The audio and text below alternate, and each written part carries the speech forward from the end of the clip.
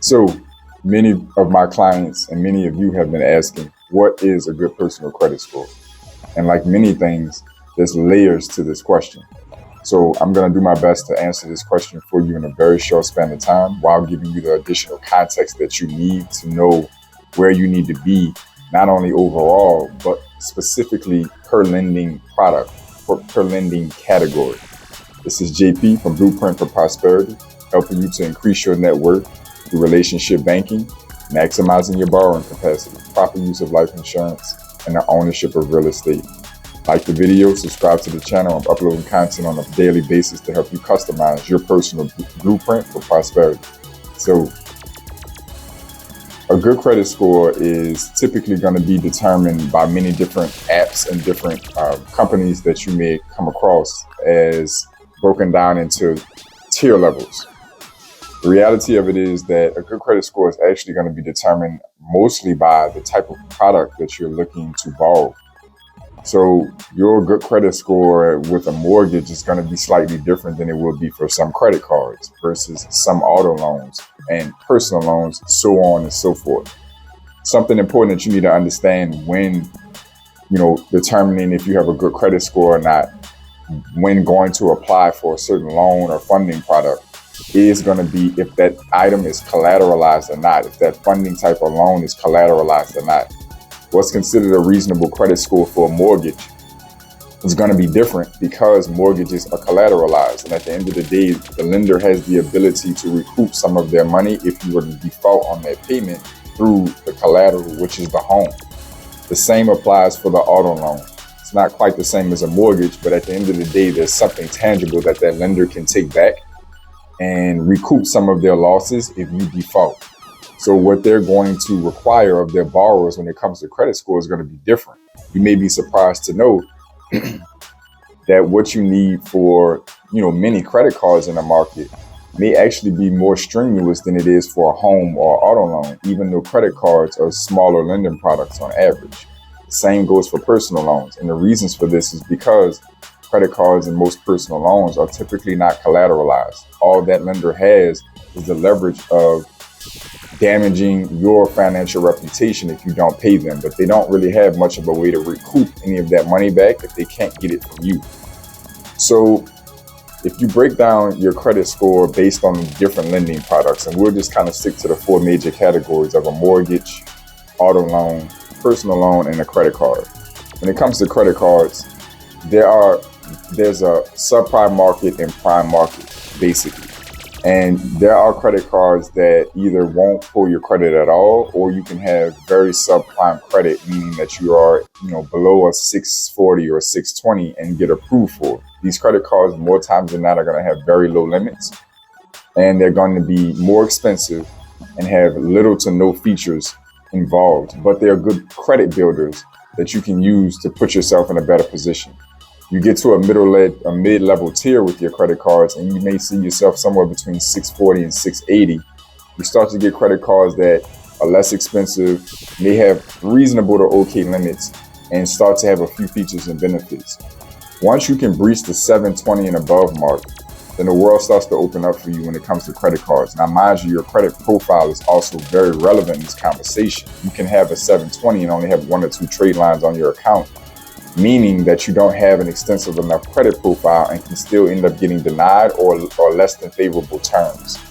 Your credit score is really to determine your risk level for lenders. It's a mathematical equation and a score, a number they can look at and say, how risky is this person? And it also allows them to determine how much they're going to charge you for borrowing their money. So once you reach about a 720 or and above and you have an okay credit profile, then at this point, you likely be able to access most of the top tier level credit cards in that arena.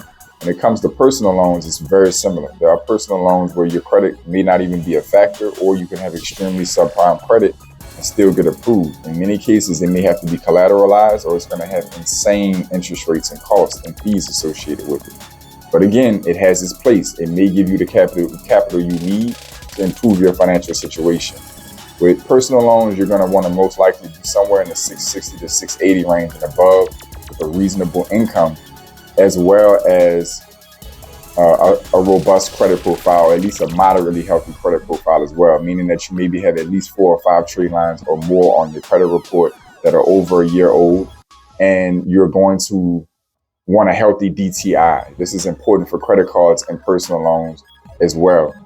But moving on to auto loans, this is another one of those areas where technically you can get approved for a car loan with, a 580 or 560 credit score. What's going to happen is the terms and conditions of that loan are going to be less attractive to lower your score. So you can say a 560 or 580, but at the end of the day, you're going to have outrageous interest rates. You're going to have very strict terms around that vehicle, and you're most likely not going to qualify for the higher level vehicles, right? You're going to end up with some kind of older used car or something like that. When you start to look at auto loans, you are in a pretty prime range once you, again, are above 700 to 720. In most cases, you're going to start to see some of the most favorable terms on an auto loan once you reach about 700 to 720, depending on your income and depending on your credit profile. Again, auto loans, financing companies are looking to see that you have at least installment loan history and ideally other auto loan history on your credit report to be able to tell that you not only have managed your credit well, but you've managed the specific type of loan they're trying to lend to you well. Moving on to mortgages. This area is probably some of the most interesting because with a mortgage, again, you would think in your mind, I'm buying most likely an upper 5 to 6 figure or beyond. I'm borrowing a significant amount, 5 to 6 figures for a property. And this is an extensive loan type. So in your mind, you may be thinking that you need a really high credit score in order to get qualified for a home loan. Reality of it is this again breaks out into several subcategories.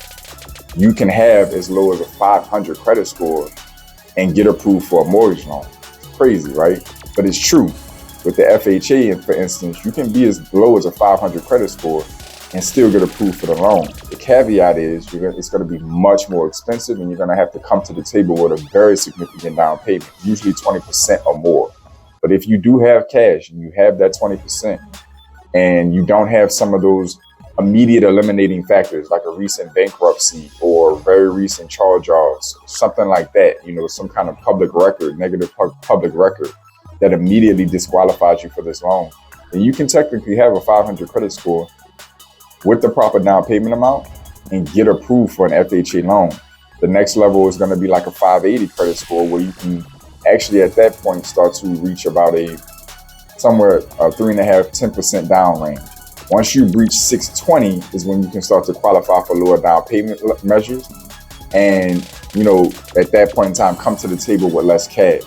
When you're looking for the ideal credit score for a mortgage, your middle FICO score, that means of the three major credit bureaus, your middle FICO score, so out of Equifax, TransUnion, and Experian, the middle FICO score needs to be about a 740 to a 760 and above in order to get the best rates and the best terms on your mortgage loan. So again, this is going to depend on your credit profile, any immediate disqualifying factors, and your DTI is also going to be very important. But strictly sticking to credit score in this video, you want to be at a 740 to 760 middle FICO score for your mortgage. I know this information was valuable for you. I enjoyed bringing it to you. This is JP from Blueprint for Prosperity checking out. As always, I want y'all to stay focused, stay in motion.